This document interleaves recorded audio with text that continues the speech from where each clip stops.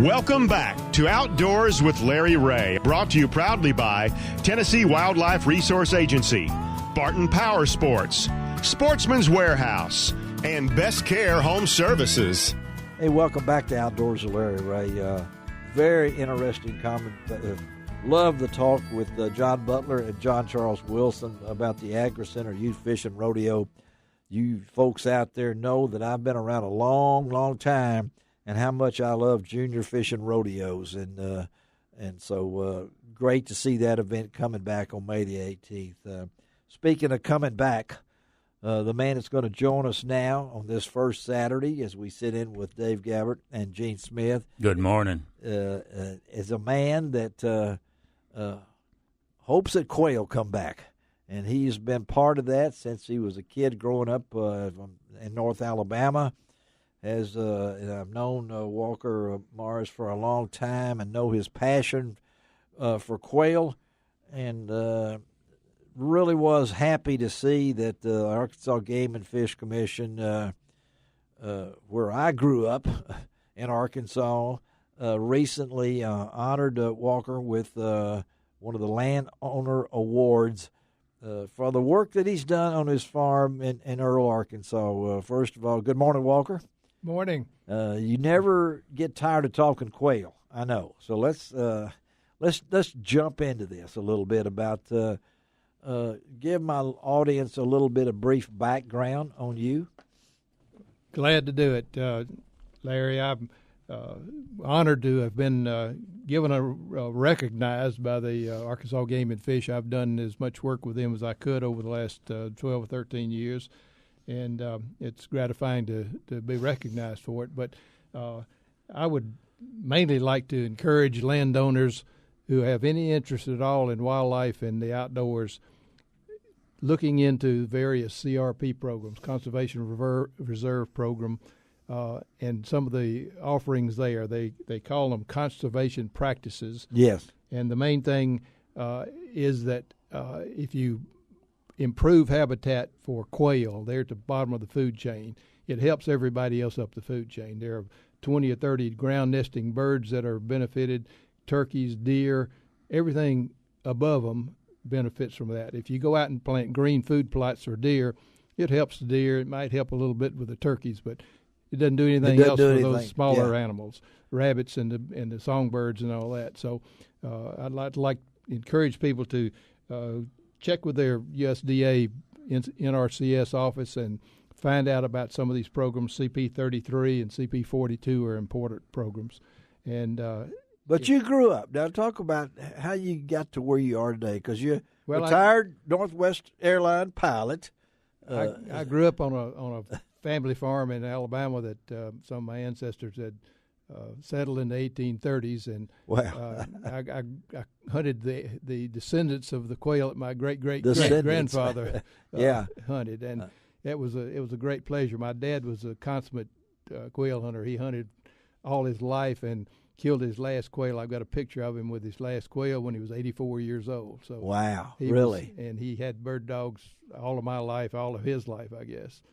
And so I got it in my blood, and now I'm not mad at the quail anymore. I don't try to kill them all. I just want to work my dogs with them, and that's the big pleasure now is seeing the dogs work and finding a few birds and knowing that something I've done to the habitat has improved their chances. So talk about now. You got how much acres you got near Earl? We got 250 acres. Okay, total. Now your late partner Percy Magnus, and now his son.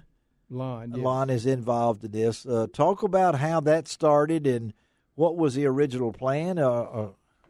Well, the plan, Percy and I had hunted together and knew each other, but I had been looking for an opportunity to purchase my own land or share in my own land for years, and finally this became available. It's adjacent to his intensively farmed land over there. Intensively farmed, you say? Oh, well, yeah, he's got thousands of acres that are row cropped from asphalt to asphalt. Yes. And this property was a little bit rolling and not suitable for irrigation, and so we dedicated our efforts to wildlife habitat. We got a few row crops on there, but primarily that's just to make diversity in the habitat.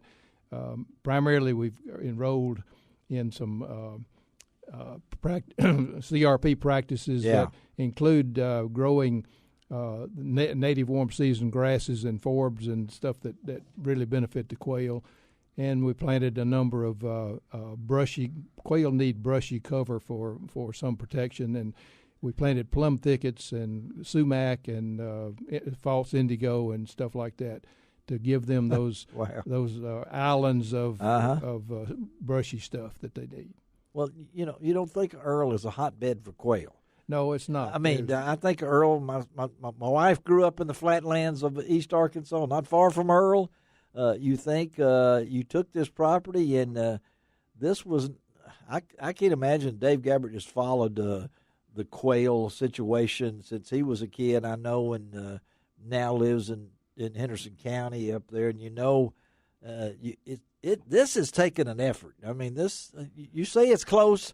You live in East Memphis. It's still a drive. It's 50 minutes. It's 50 minutes. Yeah. There every time I go over. Yeah. So talk about the work it's put into this thing, because when did you retire? How long have you been? I retired in 2003. Okay. We were forced retired at age 60 at that time. We've increased. Forced retired. I understand that. I think pilots. I was forced retired at the paper in 2001, so I know all about that. But you got the land, the original plan with you and Percy with this land. Are you where you are? You look back and think of the work you've done, and well, the first step, of course, was enrolling it in the CRP program, and then we had biologists that made a plan for it. They described the plantings to do and where to do them and all that. Then we had a contractor put the initial stuff in, and then the big thing that landowners forget is that with quail habitat, you can't plant it and walk away from it and forget it. No, you can't. You plant it, and then you've got to maintain it. You've got to manipulate it. You've got to disturb it. They need fire and disking and herbicides in some cases to control what you've got there. And in the old days, when I was a kid growing up, that's old days. That was a natural process, the farming practices of that time before mechanical farming became so big. Yeah, there was plenty of quail habitat, connected corridors by the fence rows. When the crops were harvested in the fall, they opened the gates and turned the cows in. That's it. And waited until spring to disc and break the land. Not anymore. Now the combine is followed by a disc, and it doesn't leave a thing for wildlife. So things have changed a lot. And, of course, a farmer's got to make his living, but if he would think about it, one of the things I like to promote is putting a 30-foot grass border, native grass border on a field, 30 feet wide, 1,250 feet long, takes 1 acre out of production. Wow. Well, that 1 acre along the edge of the tree line is not very productive anyway. The roots from the trees, the shade from the trees. Yeah. He's probably costing him more in input than he'll get out of it when he runs a combine over it. Well, Dave, you listen to this. What do you think about what he's done? It's that's I agree with what he said. I know in the early years of the Conservation Reserve program, and when I was working with the agency, and I dealt with a lot of landowners. When I was they don't want to give in up the enforcement anything. division. Yeah. Well, no, anymore. When it comes to farming or what I call it's agribusiness now. It's not farming. Yeah. Okay. It's agribusiness. And like in my county I work, and you can look at a county now, and the total county is only being farmed probably by 3 or 4 people. Huh. They have it all. But this one group, they were like the old family farm, been in the, from the 1830s and stuff. Yeah. He had like 5 farms he owned. Yeah. 4 of them, he said, this is what I make my money on. And you would be hard-pressed to find anything that was wildlife-friendly out there. But this one 500-acre farm, he says, this is our wildlife. This is what we hunt. Yeah. This is what. Yeah. And he went at it. But the biggest problem I have with farmers and big farmers that. Watch it now. No, it was the mindset. They think too big. They was wanting to go in there, well, if I take a dozer in, I clean all this up. I say you don't have to do that. Bush hog here a little bit, little food plot here, very cost effective.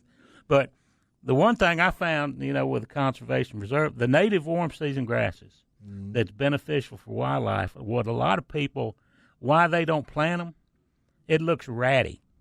It does. It does. And they want this, people that buy a piece, if you have like 4 50-acre guys joining out there. Yeah. And they move out and they don't understand. They want it to look like a golf course. They want that manicured stuff. And we call that recreational mowing syndrome. Yeah, recreational mowing syndrome. I like that. I like that. And it benefits no critters whatsoever. Well, you look at this, and again, we're talking to Walker Morris, recently honored by the Arkansas Game and Fish, and I understand one of 4 landowners and families honored with this award.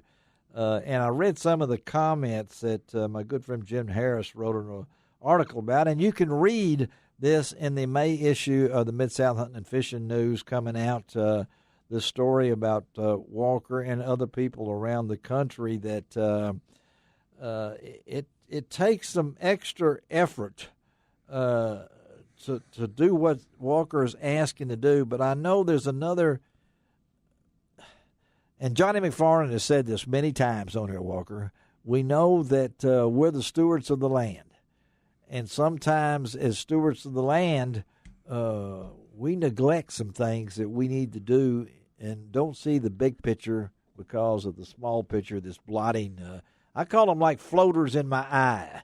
As they float around, we don't see them, but we know they're there. So we got a couple of minutes. So Walker, tell us what this award meant to you. And I'm assuming that you can look back to your longtime friend Percy and sharing this, even though his son is part of it. But talk about in the last 2 minutes what this meant to you. Well, like I say, I was honored to be recognized, but I'd rather spend that 2 minutes on urging people to there you go. To do something with their land. If you don't want to go to the NRCS or if they're busy, contact Quail Forever. Yes, we have Quail Forever wildlife biologists. They call farm bill biologists, and they know all that stuff. Except that their sole job is contacting landowners and helping them develop plans that will improve the habitat on their land. And one of the big and a fairly new practice is called CP42, which is pollinator habitat. And the pollinator habitat, I feel like, is about as beneficial to the quail as the CP33 and the grass programs. Yeah, and we're helping the farmers at the same time with having the pollinators there to increase the yield from their crops. Exactly. So in the last minute or so here, how do people get information maybe about Quail Forever, or what do they do here? MidSouthQuailForever.org, and the national website is quailforever.org. That's it. You can find out all information you want to. Again, Walker, thank you for coming with us on this Saturday morning. Congratulations. I know you share this award with a lot of people, and like you said, right off the bat, you can see Walker's heart is for more you people out there to get involved in this. So thank you, Walker. Thank you for having me for that. All right, let's take a break. We're going to come right back, and we're going from Walker Morris to Hoot Hazel Grove. Now, how many people can do that on a radio show? I bet there's a story behind it. There is a story behind Hoot. We'll talk it. He is a hoot. Be right back.